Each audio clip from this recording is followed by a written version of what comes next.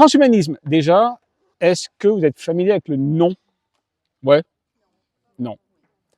Alors, ceux qui le sont, du coup, transhumanisme, c'est quoi? Si je vous demandais ce que c'est. Le L'humain modifié, ouais. Ouais, augmenter les capacités humaines. À travers? Ouais, à travers la technologie. Quelqu'un dit mieux? Dépasser les limites humaines. Ouais, dépasser les limites. Modification génétique, ouais, donc toutes les technologies et sciences, on dit nouvelles, mais ça fait quand même 30, 40 ans, 50 ans pour certains qu'elles sont là, donc elles sont peut-être plus tout à fait nouvelles. En fait, vous avez déjà défini le transhumanisme. J'ai presque plus rien à faire pour la première partie, savoir qu'est-ce que c'est. Alors, transhumanisme, moi, c'est un truc que je bosse depuis une vingtaine d'années. Et il y a 20 ans, c'était un truc un poil inconnu. Au max, c'était les fans de science-fiction qui connaissaient un petit peu le machin. Les robots, l'association du robot, de l'homme et de la machine, etc., etc. Si vous étiez fan de science-fiction, vous arriviez à voir un petit peu ce que c'est. Et en 20 ans, c'est un mouvement un petit peu nébuleux quand même, qui a pris d'ampleur, et du coup maintenant, transhumanisme, vous voyez ça dans tous les journaux, les magazines et tout. Forcément, à un moment dans l'année, il y a un journal qui va faire les gros titres dessus. C'est un petit peu impossible maintenant de pas avoir vu le nom quelque part. Ça peut arriver, mais c'est de plus en plus dans les journaux, les magazines et tout. Et je parle même plus des blogs et autres. Et en fait, vous avez assez bien défini le transhumanisme. Si on donnait une ligne, c'est dépasser toutes les limites humaines, donc dépasser toutes les limites avec la technologie et la science. Donc le plus simplement défini, c'est ça. Alors, il y a beaucoup de choses qu'on peut ajouter à cela quand même. Notamment, le transhumanisme ne vous dit pas que dépasser nos limites, c'est quelque chose qui est souhaitable, mais qu'en fait, il faut le faire. C'est pas quelque chose qui est pour eux une option. Ce qui veut dire que si le transhumanisme vous dit que vous devez absolument dépasser les limites que vous avez maintenant, ça veut dire que pour le transhumanisme, le corps que nous avons est en soi un problème. Donc j'y reviendrai peut-être un petit peu par la suite, où on en discutera, etc. Mais un des problèmes du transhumanisme, c'est que on est limité par ce corps qu'on a. Et donc il faut pouvoir le dépasser. La question de savoir comment, mais il faut le dépasser. C'est toujours intéressant aussi, je trouve, quand on est confronté à des mouvements dans la culture ou des mouvements philosophiques ou autres, de se demander ce que ce mouvement, ce que cette philosophie désire. Donc de savoir ce qu'elle dit, mais aussi de comprendre en fait qu'est-ce qu'il recherche. Parce qu'en fait, il me semble que les êtres humains qu'on est, hein, il y a toujours quelque chose qui nous anime. On cherche toujours quelque chose. On ne fait rien, on ne pense rien sans vouloir quelque chose. D'ailleurs, même dans notre vie chrétienne, hein, on est devenu chrétien parce qu'on désire quelque chose que Dieu seul pleinement peut nous donner. Donc il y a toujours quelque chose là qui se fait. Que désire, à votre avis, le transhumanisme? La vie éternelle. Ouais, la vie éternelle. La vie éternelle.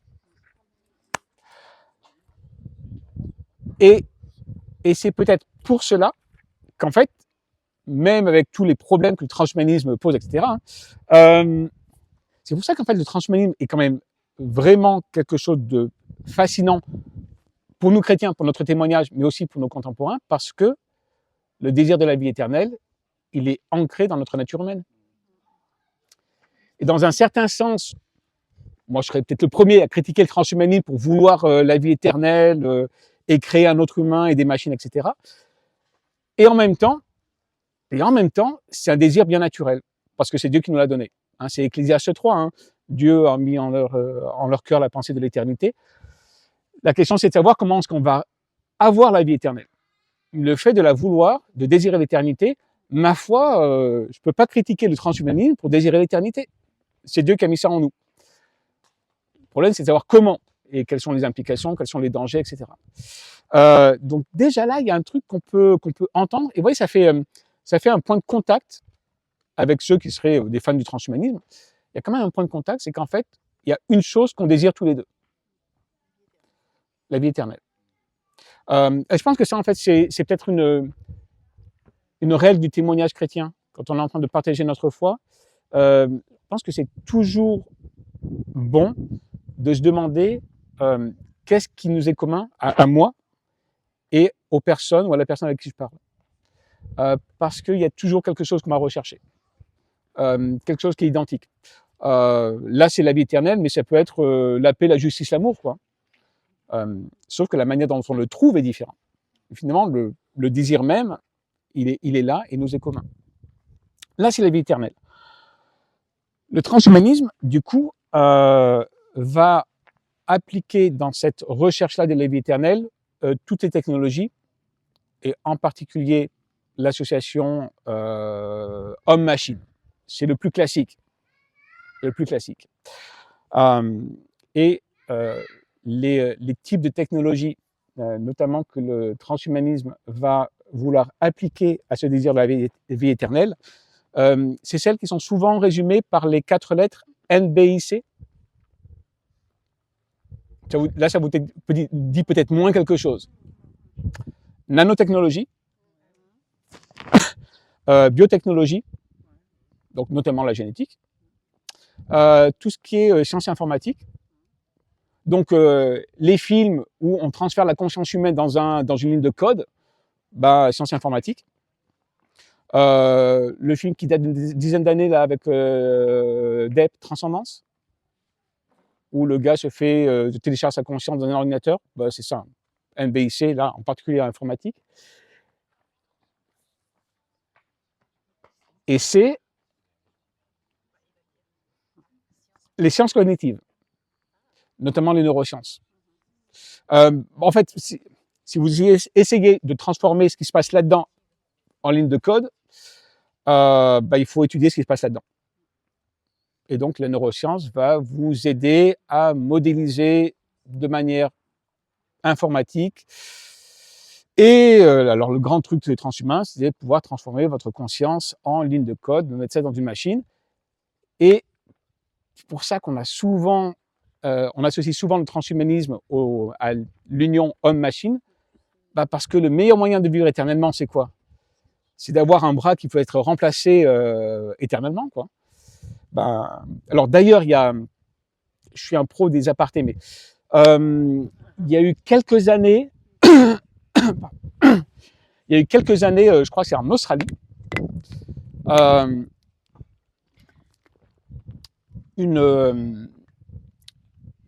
sais pas, un jeune homme, jeune femme, je sais plus, qui en fait a demandé remboursement à l'assurance maladie parce que la personne voulait se faire remplacer son bras humain bien portant par un bras mécanique, parce que justement, un bras mécanique est remplaçable à volonté. Alors que mon bras humain, non.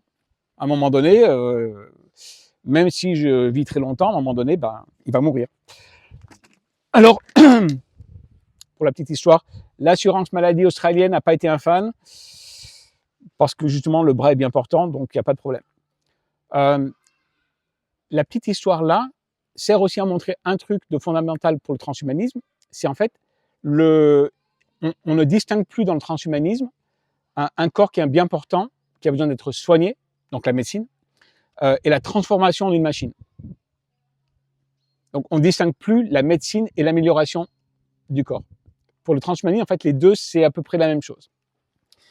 Donc les NBIC, nanotechnologie, biotechnologie, informatique, sciences cognitives, c'est les 4 types de technologies que le transhumanisme va utiliser pour vivre éternellement. Alors, oui et non. Tous les transhumanistes sont pas aussi naïfs que cela. Et vous en avez certains qui ne pensent pas qu'on va arriver à vivre éternellement, mais très longtemps. Alors, quand ils disent très longtemps, quand vous lisez 300-400 ans, Alors, c'est peut-être pas l'éternité, mais C'est long. ouais, c'est long. C'est long. C'est long. Alors, si on voulait définir ou approfondir un petit peu ce qu'est le transhumanisme, on pourrait dire que le transhumanisme, et vous l'avez dit au tout début, cherche à dépasser la nature humaine, et en fait, il cherche à dépasser 4 choses en particulier. Il y a 4 limites qui fait de nous des êtres humains, enfin, moi je pense que ça fait de nous des êtres humains, que le transhumanisme veut abolir. Une fois que ça s'est effacé, c'est gagné. On peut être éternel. La première, c'est la plus évidente, c'est la fin de la maladie. Si vous n'êtes plus malade, vous avez des grandes chances de vivre soit éternellement, soit très longtemps. Ça rejoint le désir de la vie éternelle. Hein. Le désir de la vie éternelle, quelle est la première frontière à abolir? C'est la maladie et la mort. Le transhumanisme ne va pas jusqu'à dire qu'on peut abolir la mort même, quoique certains le pensent, mais au minimum, abolir la maladie. Et du coup, c'est là que le transhumanisme vous dit aussi que ce qu'il propose ne devrait pas être une option, mais c'est presque une obligation morale. On a le devoir moral d'abolir la maladie et la souffrance. Mais ça, c'est peut-être un autre truc sur lequel on peut rejoindre le transhumanisme. Parce que, vous et moi sommes convaincus qu'en fait, la maladie, la souffrance, la mort ne font pas partie du monde que Dieu avait créé. La souffrance, la maladie ne fait pas partie du monde que Dieu a créé. Et là, le transhumanisme, inconsciemment, cherche peut-être quelque chose en fait, que Dieu a aussi mis dans notre pensée, dans notre désir. Inconsciemment, on cherche un monde parfait. Parce qu'en fait, on vient d'un monde parfait. Enfin, à l'origine, pas de maladie, pas de souffrance. Et d'ailleurs, la grande espérance du royaume, Apocalypse 21, première ligne qui décrit le royaume Apocalypse 21, c'est un monde dans lequel il n'y aura plus de douleur ou de larmes. Je paraphrase de mémoire, Apocalypse 21. C'est quand même vraiment marquant de voir que quand on arrive à la finale de l'Apocalypse, 21 et 22, les premières qualifications de ce qu'est la Jérusalem céleste, donc là où on habitera éternellement avec Dieu, c'est qu'il n'y aura plus de douleur et de larmes. Là aussi, est-ce qu'on peut reprocher au transhumanisme de vouloir cela? Non. Peut-être là, ce qu'on peut dire, c'est quand même de savoir si l'être humain tout seul, par ses propres moyens, peut y arriver. Mais sur le désir même, les premières frontières à abolir, c'est celle-là. La deuxième frontière à abolir pour le transhumanisme, c'est d'être contrôlé par les autres. Alors, je m'explique. Parce qu'en fait, le transhumanisme, parfois, a des expressions un petit peu compliquées. Le transhumanisme veut quoi? Vous avez le droit de choisir ce que vous voulez être. Essayez de vivre éternellement, parce que c'est mieux de vivre éternellement que de mourir et de souffrir. Mais vous avez le droit de faire ce que vous voulez pour y arriver. Donc le transhumanisme va encourager une totale liberté de faire de ce que vous voulez de votre corps. C'est pour ça que vous voyez maintenant des trucs, on parle de biohacking, ça vous avez déjà entendu. Des gars qui se mettent qui se greffent des trucs eux-mêmes, hein, donc dans le corps, enfin bon. Biohacking. Oui, faites pas une recherche Google forcément, faut avoir le cœur bien accroché, quoi, hein, parce que franchement, il y a des trucs vraiment spéciaux. Biohacking. Mais en fait, le principe derrière, c'est quoi? C'est la liberté absolue de la personne. Personne ne peut vous dire ce que vous avez le droit de faire de votre corps. Et donc, la limite à abolir, c'est quoi? Le contrôle que les autres, que la société par exemple, pourrait avoir sur vous. Donc la société a rien à vous dire sur ce que vous pouvez faire de votre corps ou pas. Donc, le transhumanisme parle ici de l'abolition du droit, au sens légal. Personne ne peut vous obliger à faire ou à ne pas faire quelque chose qui concerne votre corps, hein. Pas les autres, hein, mais votre corps à vous-même. Et le transhumanisme parle là ici de liberté morphologique, la liberté de notre forme, de notre corps. Donc ça, c'est la deuxième frontière. vous voyez que le transhumanisme, du coup, est très, très individualiste. Hein. C'est vous qui décidez. Et comme c'est vous qui décidez, que vous vous connaissez, moi, j'ai rien à vous dire. Donc, faites ce que vous voulez, parce que personne ne peut vous dire quelque chose. La conséquence de ça, c'est la troisième frontière à dépasser. Et c'est peut-être dans tout ce que fait le transhumanisme, c'est peut-être celle qui est la plus contemporaine, en fait. Hein. Mais le transhumanisme le dit depuis 30, 40, 50 ans. C'est la fin du genre. Bon, alors, la fin du genre, on est en plein dedans, donc forcément. Certains philosophes qui se penchent beaucoup là-dessus en francophonie, notamment catholique, parlent en fait de la fin du genre comme le début du transhumanisme. C'est le cas notamment d'un philosophe catholique qui s'appelle François-Xavier Bellamy. Alors, bon, que vous connaissez peut-être parce qu'en fait, il est aussi en politique, mais en fait, à l'origine, c'est quand même un philosophe.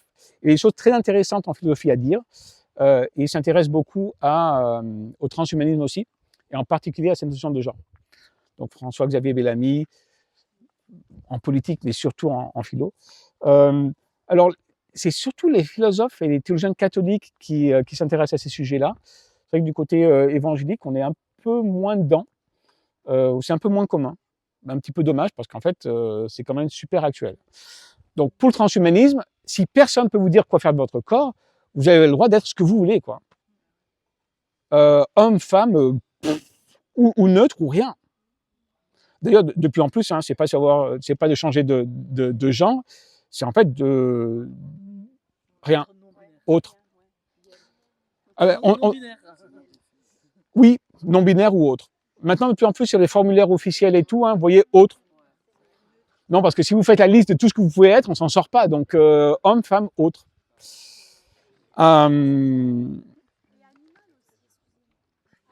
Tout. Tout.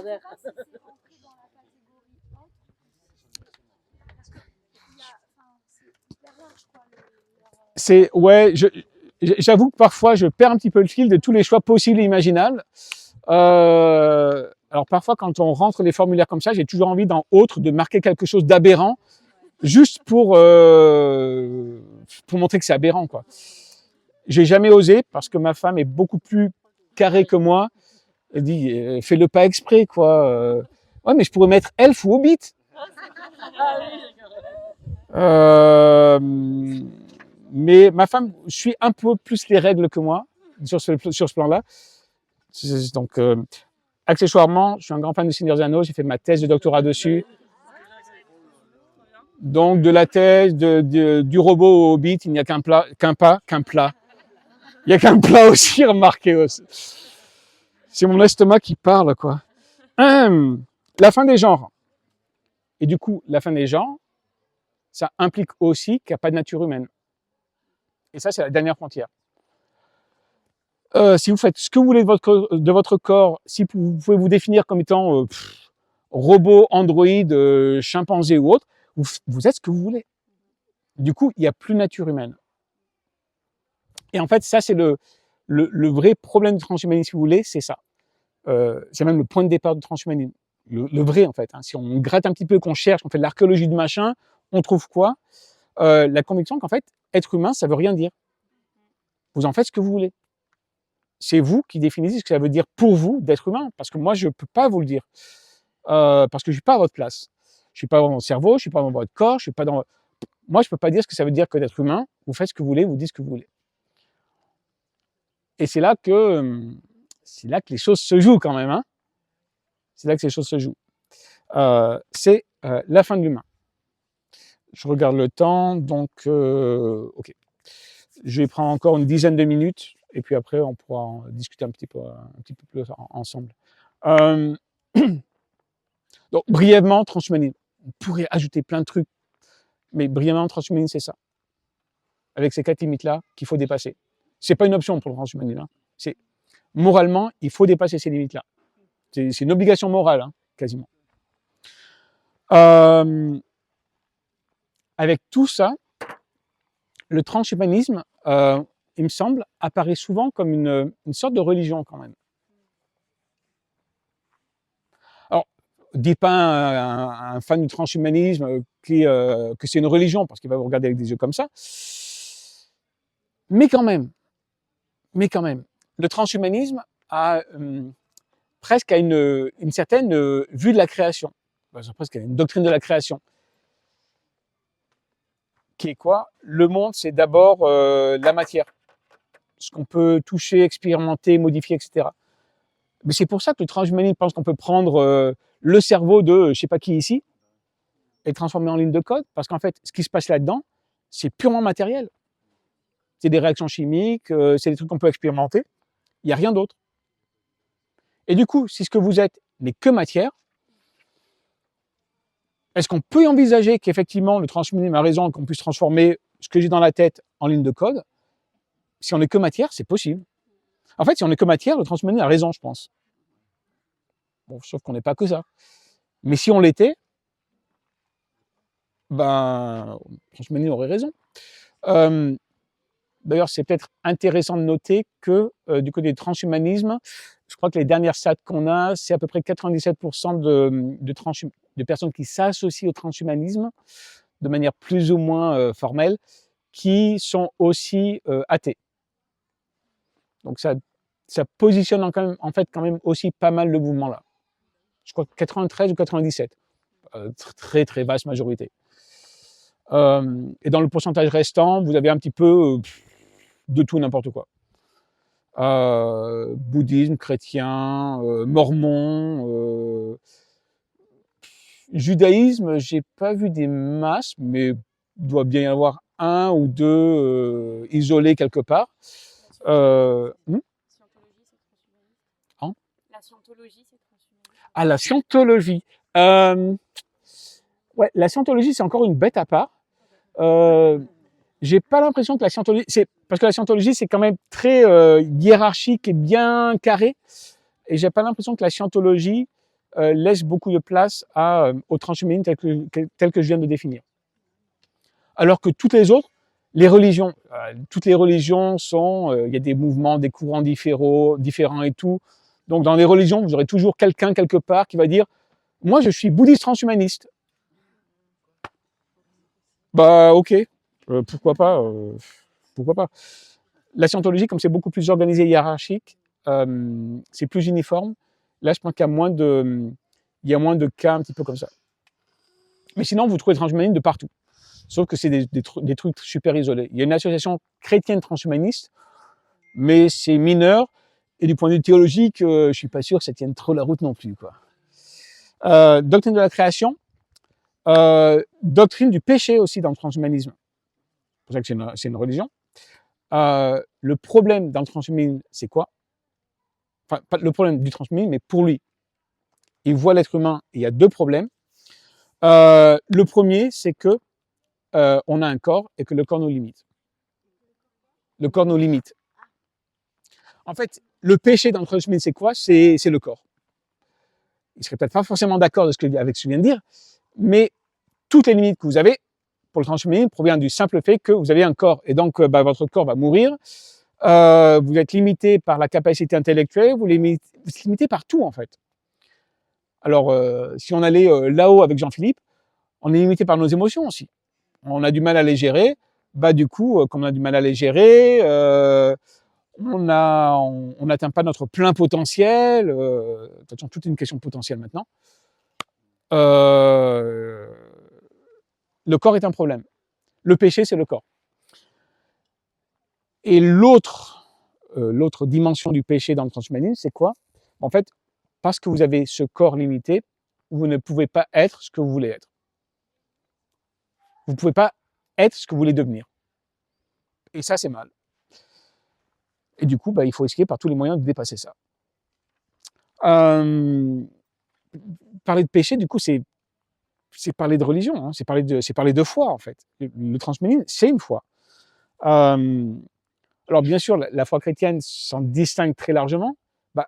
Doctrine de la création, Dieu nous a créés, et Dieu a créé l'homme, la femme, bon, y compris le corps.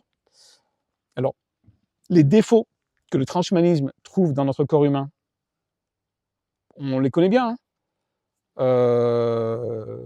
maladie, souffrance, etc. Oui. Est-ce que ça veut dire pas forcément que le corps humain est un problème? C'est-à-dire qu'il est en lui-même un problème et qu'en fait, il faut s'en séparer, s'en libérer? Non. Le problème du transhumanisme, c'est qu'il n'y a pas de notion d'une nature humaine qui a changé. Le péché n'introduit rien. C'est forcément. Alors que vous et moi savons que la souffrance, la maladie, provient de cette chose-là qui s'est introduite dans le monde et qui a fait que ce que nous sommes maintenant n'est pas ce que nous devions être. Alors quand même là, il y a aussi un truc où on peut rejoindre le transhumanisme. Il vient de dire que pour lui, pour le transhumanisme, le péché, c'était de ne pas pouvoir être pleinement ce qu'on veut être. Dans un certain sens, c'est pas tout à fait faux. Sauf que pour nous, un des résultats du péché, c'est quoi? C'est que dans notre vie de tous les jours, on ne peut pas vraiment tout le temps être ce que Dieu nous appelle à être. Il y a quand même un petit parallèle entre le transhumanisme et la foi chrétienne. Sauf que le transhumanisme dit, voilà, ce qu'on veut être, c'est vous qui décidez, et personne ne peut rien vous dire. Comment vous savez ce que vous décidez d'être est bien ou mal? Le transhumanisme ne peut pas vous le dire, c'est vous qui décidez. Il n'y a aucun critère. C'est ça le problème du transhumanisme, c'est aucun critère. C'est vous qui décidez. Ok. Et si jamais la manière dont moi je décide d'être plus humain vous marche sur les pieds ou est un problème pour vous, comment on gère ça? Le transhumanisme va essayer de vous donner des réponses quand même. Hein. Mais liberté individuelle par excellence, forcément, il va y avoir un problème à un moment donné. Le transhumanisme est conscient de ça. Hein. Les gars sont brillants. Donc, ils sont conscients qu'il va y avoir un problème. Alors, une fois que vous touchez à cette question-là, il y a des bouquins épais comme ça, du côté transhumanisme, enfin, des bouquins. De moins en moins, le transhumanisme fait des bouquins, c'est blog, vidéo, machin et tout. Vous trouvez des tas d'options, de dire comment est-ce qu'on va être chacun pour soi, mais sans se marcher dessus. Bon courage quand même. Doctrine du péché, c'est pas nous qui décidons ce qu'on veut être. On décide ce que voilà, notre vocation, ce qu'on désire être, se voit à travers Dieu. Donc, le fait que le péché, c'est ne pas être ce qu'on devrait être, on peut rejoindre le transhumanisme. La question, c'est de savoir comment est-ce qu'on sait ce qu'on doit être. En tant qu'être humain, notre vocation, ce qu'on devrait être, c'est quoi? Vous pensez que c'est l'écriture où Dieu nous le montre? Le transhumanisme vous dit, vous décidez. Le transhumanisme, c'est une foi, et c'est une doctrine, c'est une vue du salut. Si vous avez un problème, il va falloir un salut. Péché, rédemption. Transhumanisme, c'est pareil. Du coup, si le corps est le problème, l'homme est maître de son salut. C'est à vous de décider quoi. Et en grande partie, c'est à vous de vous bouger. Alors, vous faites confiance au transhumanisme parce que tout le monde n'est pas scientifique de haut niveau, donc le transhumanisme va vous aider à choisir la meilleure option qui est pour vous. Que ce soit la conscience dans une ligne de code, l'union homme-machine, la transformation génétique, mais on va y arriver. Faites confiance. Et vous voyez là que peut-être l'un des problèmes du transhumanisme, c'est qu'en fait, le transhumanisme, il demande beaucoup de foi. C'est pour ça que c'est une religion, je pense. Hein. Ça demande beaucoup de foi, en fait, le transhumanisme. Parce que ça demande la foi en la science et la raison. Je veux dire, vous devez vous abandonner entièrement au fait que la technologie vous donnera la solution à tous les problèmes. La technologie et la science amènent des solutions incroyables à plein de problèmes, y compris des maladies. C'est un pas de foi quand même supplémentaire de dire qu'en fait, ce sera toujours le cas. Et qu'on deviendra des super-humains à cause simplement de la tech et de la science. C'est un pas de foi en plus. C'est aussi une certaine foi de transhumanisme parce que transhumanisme grosso modo, vous dit que l'être humain n'est rien et tout. Donc en fait, tout est rien, vous décidez. Et en même temps, qu'à partir de ce rien, le transhumanisme vous propose d'aller dans une direction au-delà de laquelle on ne peut pas savoir ce que sera l'être humain. Donc c'est partir d'un être humain qu'on ne peut pas dire, qu'on ne peut pas définir, on ne sait pas ce que c'est, et c'est arriver à un être humain qu'on ne peut pas définir parce qu'on ne sait pas ce que c'est. Et là aussi, ça demande quand même beaucoup de foi. Le transhumanisme vous dit qu'en fait, on part de nulle part et qu'on va arriver à quelque part sans pouvoir vous dire où on arrive. Et là, ça demande vraiment, vraiment beaucoup de foi. Le fait qu'on va quelque part, qu'on va dans une direction, qu'on a un but, qu'il y a un horizon là, mais absolument. Hein. Sauf que on met le nom de royaume dessus. C'est le royaume de Dieu. C'est la restauration de toutes choses. C'est la transformation de toutes choses. Le transhumanisme vous dit, c'est un horizon, c'est un vague horizon, mais en fait, on ne peut pas savoir ce qu'il y a au-delà. Parce que quand on sera plus qu'humain, on verra quand on y arrivera. Et là aussi, c'est un truc de foi. Faites un pas dans l'inconnu, faites un pas dans le vide, et vous espérez que le monde d'après, il sera mieux que maintenant. Mais il n'y a pas de certitude. Transhumanisme est aussi clair là-dessus. Hein. Il n'y a pas de certitude, mais il y a une telle foi en la tech que, en fait, la technologie changera tout, donc allons-y, de toute façon, ce sera mieux que maintenant. Mais sans plus de raison que de dire la technologie fera de nous des êtres meilleurs. Ben, peut-être, mais il n'y a aucune raison de le croire. Tout ça pour dire, et je prends 3 minutes pour conclure, j'étais un peu plus long que prévu. Hein. Tout ça pour dire qu'en fait, le transhumanisme propose des choses qu'il faut entendre. Alors, quand je me suis présenté en 30 secondes tout à l'heure, donc j'ai dit l'apologétique, qui est mon domaine, c'est comment présenter et défendre la foi chrétienne, comment aussi témoigner de notre foi dans la culture qui est la nôtre. Et le meilleur moyen de le faire, c'est de pouvoir vraiment entendre ce que la culture nous dit.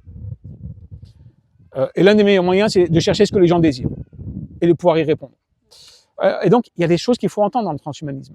Et la première chose qu'il faut entendre, en fait, il y en a deux, je pense, essentielles, sur lesquelles on le rejoint vraiment. Le désir d'éternité,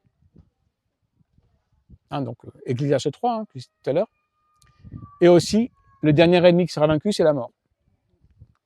1 Corinthiens 15, hein, donc le grand chapitre de Paul en 1 Corinthiens 15, où il fait le parallèle entre premier Adam, deuxième Adam, Christ qui est le deuxième Adam, on est associé à Christ pleinement. Le dernier ennemi qui sera vaincu, c'est la mort. Et il l'est déjà, puisque Christ est déjà ressuscité, et on attend la résurrection de nos corps. Pas la disparition de nos corps, la résurrection. La restauration de nos corps. Donc ça aussi, c'est fondamental dans la perspective que nous, on aurait. Mais il faut l'entendre, ça. Le transhumanisme, du coup, est pas simplement, ou pas, peut-être même pas d'abord, un mouvement d'illuminés un petit peu fous qui veulent faire tout et n'importe quoi. Le résultat, ça peut être un petit peu dangereux et tout et n'importe quoi. Mais en fait, la motivation derrière, le désir derrière, il faut l'entendre. Parce que si on n'entend pas ça, on restera dans une simple opposition avec le transhumanisme. On dira transhumanisme contre la foi chrétienne. Ouais, mais je ne sais pas si dans votre témoignage, vous avez déjà eu ce genre de conversation où vous êtes bloqué, puis du coup, c'est moi contre lui.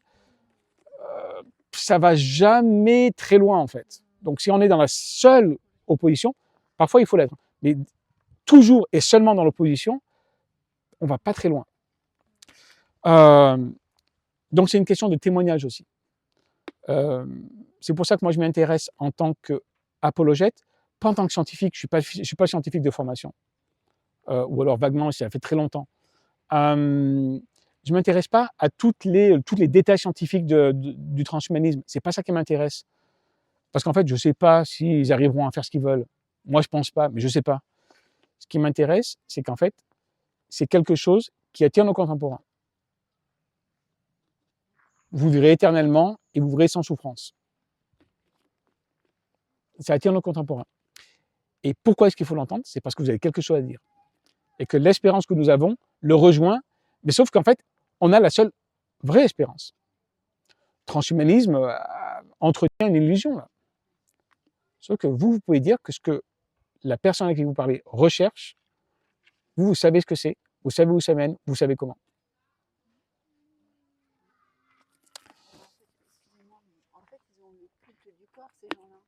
Ouais, c'est une... On ne désire pas la même chose, même si effectivement on a la vie éternelle. Et Ouais. eux aussi, la vie éternelle sur Terre, elle ne sera pas la même que celle qu'on aura au ciel. Non. Donc Ouais.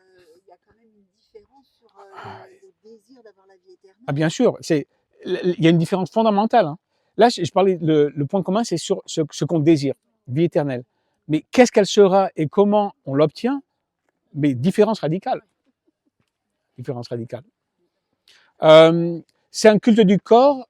En fait, je ne sais pas si c'est un culte du corps lui-même, parce que certains transhumanistes sont vraiment très négatifs par rapport au corps humain. C'est un culte de la technologie plutôt même. Ouais. Oui, mais s'ils désirent changer, justement, c'est parce que leur corps ne leur convient pas. Oui. Et Oui. ils peuvent l'embellir. Dans ce sens-là, oui. Je veux dire, Oui. il y a possibilité de faire quelque chose de mieux. Oui. Et pour certains même de s'en affranchir totalement. Alors là, le transhumanisme est quelque chose de très varié en fait. Tout à l'heure, j'ai dit que c'était un mouvement. Transhumanisme, c'est une nébuleuse en fait. Il y a des opinions très diverses. Ils se rejoignent sur 2-3 choses, mais en fait, c'est quand vous commencez à toucher au machin, il y a des trucs, des positions très très diverses, mais des éternités s'affranchir de la mort par la technologie. Ça, c'est commun à tout le transhumanisme. C'est une question de pouvoir, c'est une question de désir. Ouais. Pouvoir et désir s'associent souvent, hein, d'ailleurs. Où est-ce que commence le transhumanisme quand on sait qu'il y a des gens qui se font mettre des piles à la place du cœur ou quoi? Ouais. Et ça, nous, on a l'impression que c'est bien, que c'est bon. Mais c'est peut-être déjà. Ça a peut-être déjà commencé. Donc, je fais mon 30 secondes, 10 secondes de conclusion, et puis après, on vient aux questions avec celle-là, parce que elle est très intéressante. Donc, vous voyez, le transhumanisme, c'est quelque chose d'actuel. Franchement, au niveau film et bouquins, science-fiction, vous connaissez ça mieux que moi. Ouais, enfin, aussi bien que moi. Mais c'est une question... Oui, non, parce que je suis dedans depuis 20 ans quand même. Mais c'est une question super actuelle et vous y serez confronté un jour ou l'autre, je pense. Et donc, il faut continuer de s'y intéresser un petit peu et surtout de demander à Dieu qu'en fait, il nous aide à trouver les mots. Et je crois que le meilleur moyen, c'est en fait d'essayer de parler au transhumanisme sur la base en fait de ce qu'il désire.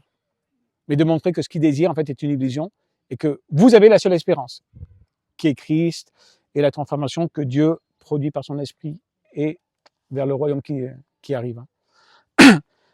Alors, où commence le transhumanisme au niveau de l'utilisation de la technologie? Eh bien, c'est une bonne question. Je pense que peut-être que le meilleur moyen de répondre à la question là, c'est en fait de revenir à la distinction que le transhumanisme ne fait pas entre la médecine et l'amélioration. Le transhumanisme, dans son utilisation ou dans son incorporation de la technologie au corps, commence au moment où la technologie n'est pas nécessaire. Alors bien sûr, vous allez dire, qu'est-ce qui est nécessaire? Parce que le transhumanisme va vous dire, remplacer un corps périssable par un corps incorruptible, c'est exprès que je prends le terme d'un Corinthiens 15, hein, c'est nécessaire. Donc, le transhumanisme va vous dire, remplacer un corps bien portant, au moins maintenant, par quelque chose de mécanique, parce que c'est durable à vie, est nécessaire.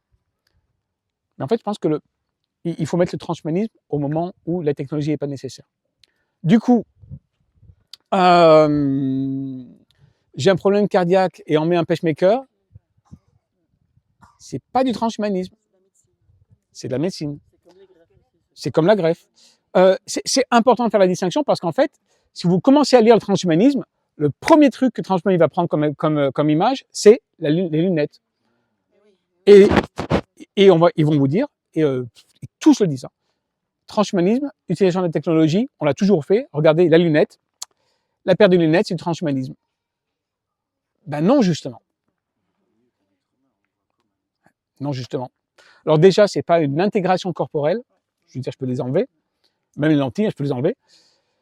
Mais même dans les cas où on peut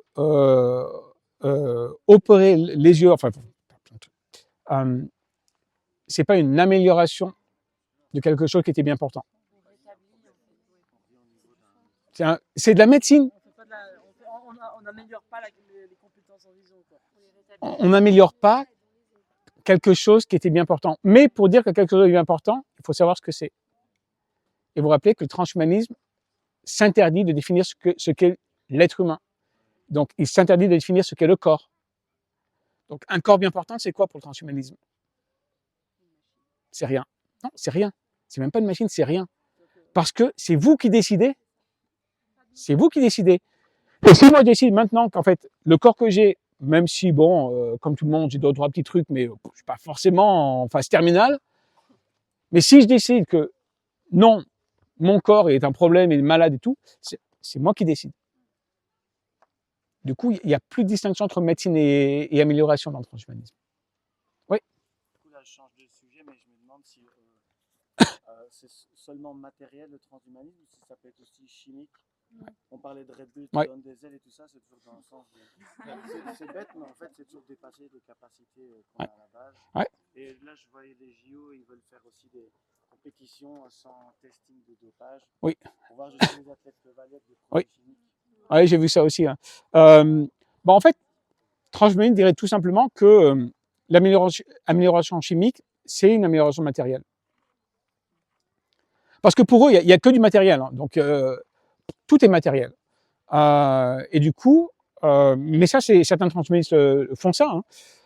On va utiliser toutes les trucs possibles et imaginables, j'allais dire drogue aux produits légaux ou pas légaux, pour améliorer vos capacités. Améliorer les capacités cognitives par ces moyens chimiques, c'est aussi, le transhumanisme dirait, c'est aussi un moyen possible. Alors, c'est aussi un moyen possible. Alors attention, j'allais dire un truc, bon, ça sort peut-être un petit peu du sujet. C'est pas parce que quelqu'un veut améliorer ses capacités qu'il est forcément transhumaniste. Encore une fois, le transhumanisme, ça a des frontières floues en fait. Hein. C'est très divers, c'est une nébuleuse et en plus ça a des frontières floues. Donc, mais quelqu'un qui dirait moi j'aimerais prendre le nouveau produit qui va m'aider à mieux réfléchir et tout, est-ce que c'est du transhumanisme? Pas forcément. Pas forcément. Et après, on peut se demander, est-ce que c'est se préserver de certains problèmes de concentration pour mieux réfléchir? Est-ce que c'est du transhumanisme? Donc, on revient à la question de soins, distinction entre soins et amélioration. Est-ce que c'est pas que le temps, lentement, il change de frontière? Ouais. Si moi je regarde sur dernières 60 ans, ce que mes grands-parents estiment comme pas la volonté de Dieu, comme par exemple les gens qui sont infertiles. Ouais. Aujourd'hui, on appelle ça une médecine, ouais. c'est normal, et c'est chance. Ouais. Et ben, ça, c'est un des arguments du transhumanisme aussi. C'est qu'en fait, ce qu'on considère comme étant de l'ordre de la maladie traitable ou pas, évolue avec nos capacités technologiques. Et que peut-être maintenant, on considère comme étant de l'amélioration et pas de la médecine, de vouloir changer mon bras qui un jour va, au minimum va mourir, peut-être qu'il n'arrivera plus à bouger bien dans 15 ans quand même, je sais rien. On considère maintenant que changer ce bras, c'est de l'amélioration, pas de la médecine, donc du transhumanisme. Mais peut-être que dans 20 ans, tout le monde dira, mais en fait, le corps est périssable. Du coup, changer son bras dès qu'on a les moyens financiers, C'est la médecine. Parce que la hanche, on change déjà sans Ouais. réfléchir. Oui, mais la hanche, on la change quand elle est déjà plus. Elle est déjà malade. Elle est déjà usée. Normalement. Normalement, merci pour le mot. Eh ben, qu'est-ce qui est normal? Ça rejoint ce que vous dites. Hein. Transhumanisme veut dire, encore une fois, qu'est-ce qui est normal? C'est pas aux autres à vous dire ce qui est normal. C'est à vous à décider. La mort assistée, tout ça, Là, la mort assistée, les euthanasie, ça rentre dans ce cadre-là aussi. Enfin, de la nature humaine, parce que c'est ça, au final. ça peut ir... En fait, tout ce qui vous dit qu'il n'y a pas de nature humaine, vous décidez ce que vous voulez être, et que vous y associez une forme de technologie, on est dans le transhumanisme, grosso modo.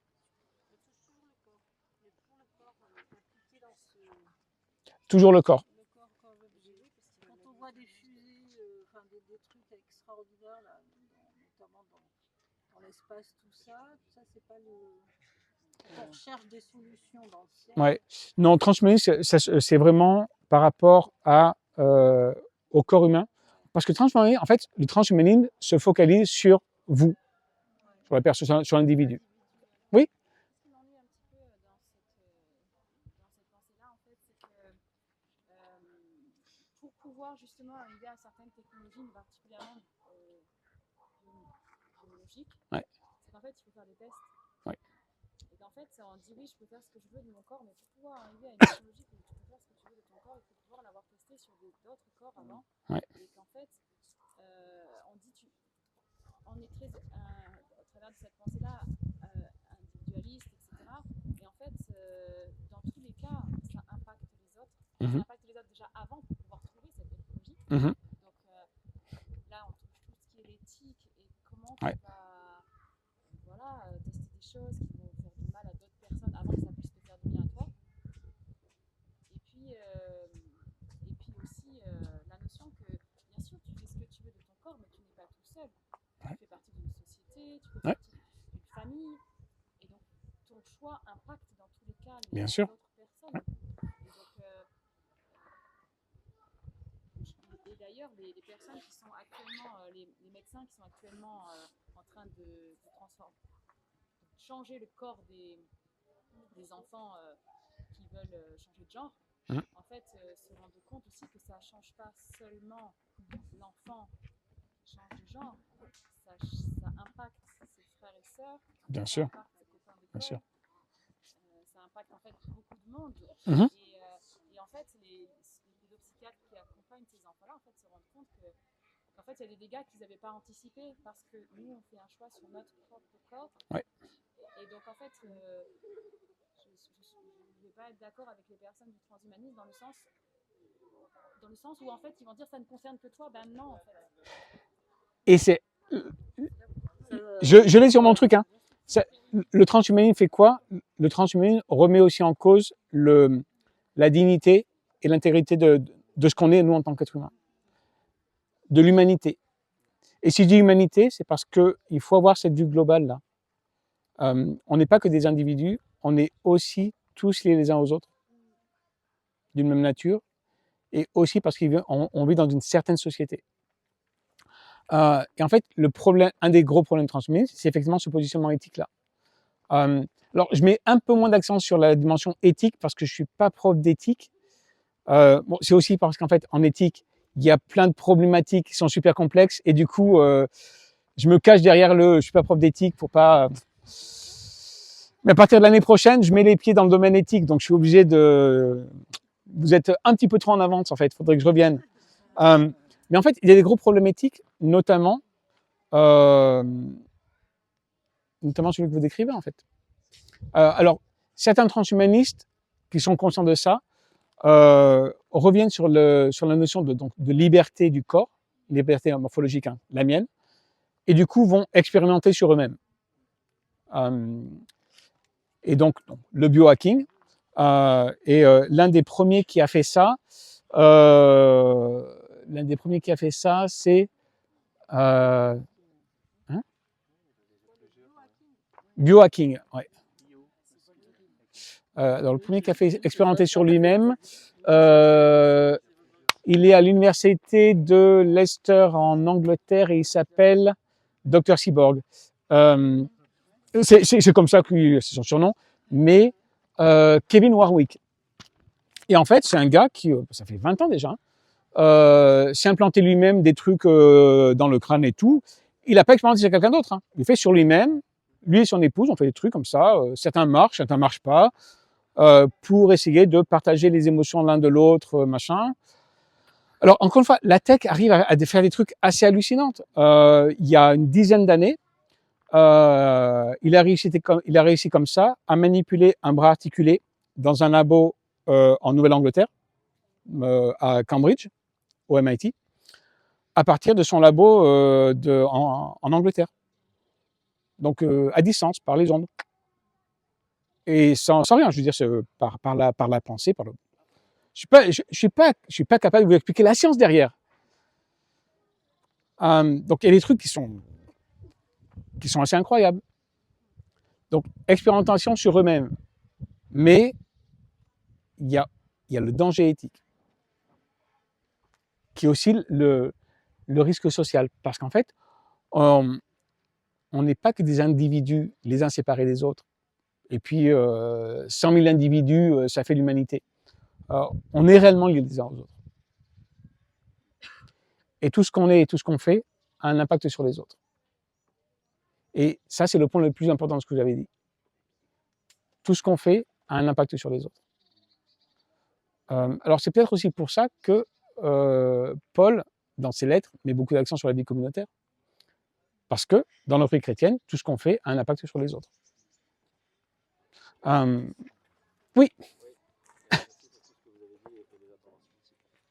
J'ai deux petites questions. Ouais. Je suis d'accord avec ce que vous avez dit qu'il y a un élément fondamental, c'est la foi. Vous avez expliqué que voilà, notre foi est complètement différente de l'idéologie du transhumanisme. Et est-ce que fondamentalement, dans l'écriture, il y a quelque chose qui devrait convaincre de péché un chrétien qui ferait appel au transhumanisme, mais pour la gloire de Dieu? Combien ce serait bénéfique pour l'Église d'avoir des personnes comme Pascal Denouille pendant 100 ans? Ouais. Je veux dire, ouais. Si le présupposé c'est la foi, et qu'est-ce qu'on fait avec la technologie et la médecine et les avancées que Dieu nous donne à notre époque, est-ce que quelque part dans l'écriture il y a un nom? Il faut laisser Dieu. Moi je mets des lunettes aussi, c'était une bonne question là je trouve, quand est-ce que commence le transhumanisme? Donc voilà, première question. Et deuxième question, je sais pas si c'est en plein dans le sujet, mais là on a parlé beaucoup de technologie et d'informatique, mais dans les années 90 on a réussi à cloner un mouton sans gamètes masculines féminines, donc à partir d'un être existant. Qu'est-ce qui empêchera l'homme de se cloner lui-même et de se greffer ses propres organes et de remplacer ses propres membres avec un autre identique à lui-même? Pour l'instant, j'ai l'impression que c'est plus des lois et d'éthique et puis des mœurs qui nous empêchent de faire ça. Mais technologiquement, on peut le faire et l'éthique est en train de se dégrader et les lois vont aller de plus en plus loin de toute façon. Qu'est-ce qu'on fait d'un individu cloné? Est-ce qu'il y a une âme derrière qui empêche cet corps? Puisque c'est pas un mouton inanimé qu'on a cloné, c'est un vrai mouton. Est-ce qu'il y a une âme? Est-ce que c'est Dieu qui a fixé ça sans gamètes homme-femme? Peut-être qu'il a voulu que l'homme se multiplie. Voilà, c'est... Je commence par la deuxième. Parce qu'en fait, ça rejoint l'une des limites que le transhumanisme veut franchir, c'est celle du droit. Et en fait, c'est intéressant ce que tu as dit, c'est que pour le moment, la seule limite qu'il y a, c'est quoi? C'est les mœurs et le droit. Bah, c'est pour ça qu'en fait, le droit social, le droit au sens juridique, doit disparaître pour pas vous dire ce que vous pouvez faire. Et ça, c'est l'un des 4 trucs que le transhumanisme veut abolir.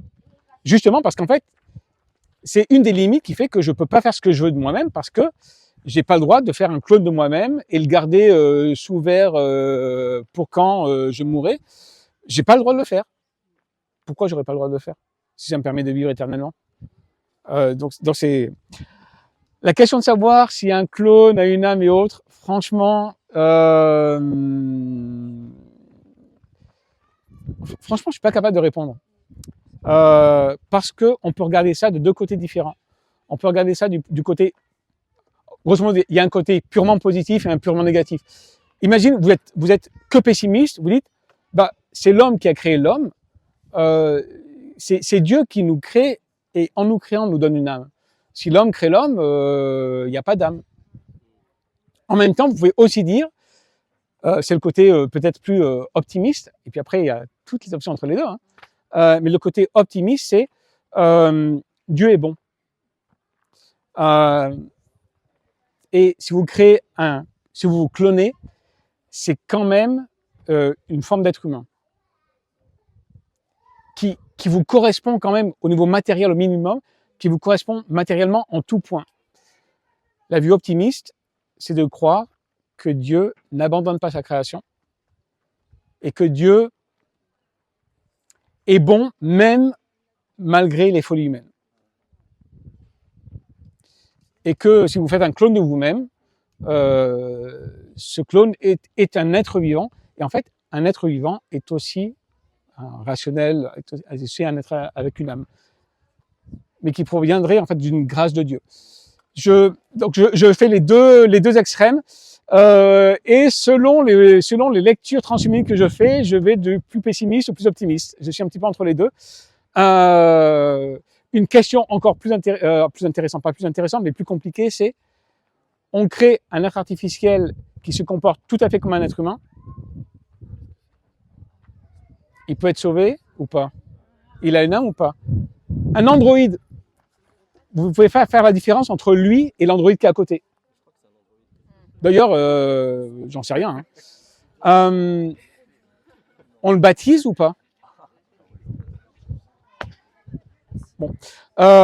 Et la première question, et après, il faudra finir. Mais... La première question, c'était pourquoi on ne voudrait pas d'un Pascal Deneuve? Ah oui, c'est être transhumaniste pour la gloire de Dieu.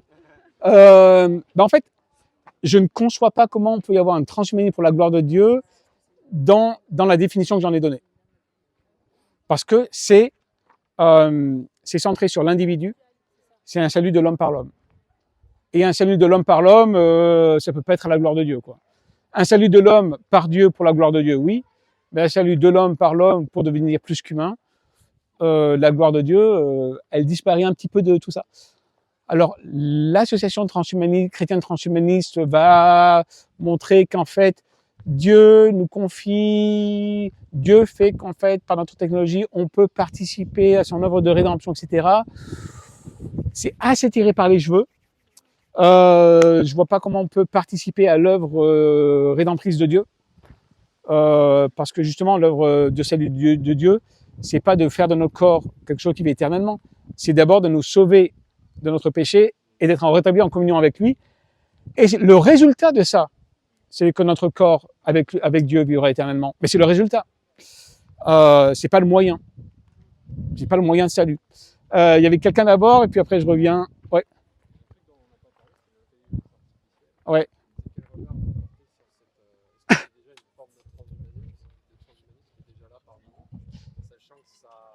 Ça permet déjà en santé de résoudre plein de problèmes. Ouais. C'est un modèle performant. Ouais. Alors, même au-delà de ça, on a vu que ça peut maintenant produire des formes d'art. Ouais. C'est un peu une réplication de l'esprit humain. C'est déjà Ouais. quelque chose en avant-goût. Ouais. Alors, je pense pas que l'intelligence artificielle en tant que telle soit une forme de transhumanisme. Elle peut être utilisée à des fins transhumanistes. Mais en tant que telle, pas forcément. Parce qu'en fait, on peut utiliser l'intelligence artificielle sans vouloir transformer l'être humain. Par exemple, moi, pour rigoler, j'ai demandé à ChatGPT de me pondre un plan de cours que je dois enseigner l'année prochaine. Et en fait, d'ailleurs, le plan de cours était pas nul du tout. Je lui ai pas demandé de le faire non plus, quand même. Mais le plan de cours était pas ridicule. Donc, l'intelligence artificielle, alors je pense qu'il y a des problèmes dans le truc même, mais elle n'est pas forcément négative en soi. Elle peut être utilisée par le transhumanisme.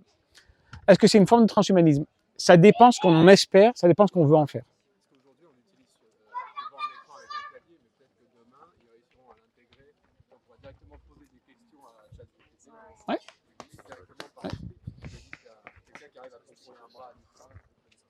Et du coup, là, vous voyez, c'est quelles sont les frontières de la technologie. Et ça, c'est encore une question compliquée. Bon, ça revient un petit peu à médecine d'amélioration. Qu'est-ce qu'on en fait? 2 minutes. Et c'est aussi, en fait, le transhumanisme, c'est qu'est-ce que vous voulez en faire? Quelle vision vous avez? Quelle vocation vous avez? Ce que vous voulez faire de la technologie, ça sert à quoi? Et en fait, je pense que ça, c'est peut-être la question la plus intéressante pour nous chrétiens quand on parle de notre utilisation de la technologie. À quoi est-ce qu'elle veut servir? Et le plus grand danger pour nous, de toute façon, pour tout le monde, hein, mais pour nous chrétiens aussi, c'est en fait d'arriver au stade où on ne se demande pas pourquoi on utilise la technologie. C'est ça le plus grand danger en fait. Hein. Le transhumanisme ne se pose plus la question. Il y a une technologie, c'est génial, on y va, on sera meilleur demain, on ne sait pas pourquoi, mais ça fait rien. On y va. Pourquoi? En vue de quoi? On espère quoi de cette technologie-là? En fait, c'est cette question qu'il faut poser. Parce que ça nous encourage, nous, à regarder la technologie d'une autre manière. Pas forcément à les rejeter systématiquement, mais à les remettre à la bonne place. Et c'est en les remettant à leur bonne place qu'on peut aussi à un moment donné dire, voilà, là, cette utilisation de l'intelligence artificielle, c'est trop. Là, on va au-delà de ce qui est nécessaire et sain pour nous êtres humains. Et c'est là qu'on peut avoir quelque chose à apporter. Écoutez, je crois qu'on a terminé. Laissez-moi terminer par la prière et puis on veut, je sais pas ce qui se passe après. On continuera. Seigneur, nous te remercions de temps que nous avons pu passer ensemble. Nous te demandons maintenant ta sagesse, mais aussi ta compassion pour parler avec ceux de nos contemporains qui sont vraiment tentés par cette idéologie du transhumanisme. Que nous ne restions pas dans une position simplement d'opposition, mais que nous puissions, comme le Seigneur Jésus-Christ, hein, que nous puissions être à son image, lui qui avait compassion de tous. Seigneur, que nous puissions, à travers cela, être à son image, à l'image de notre Seigneur, qui était le témoin grand, fidèle et véritable.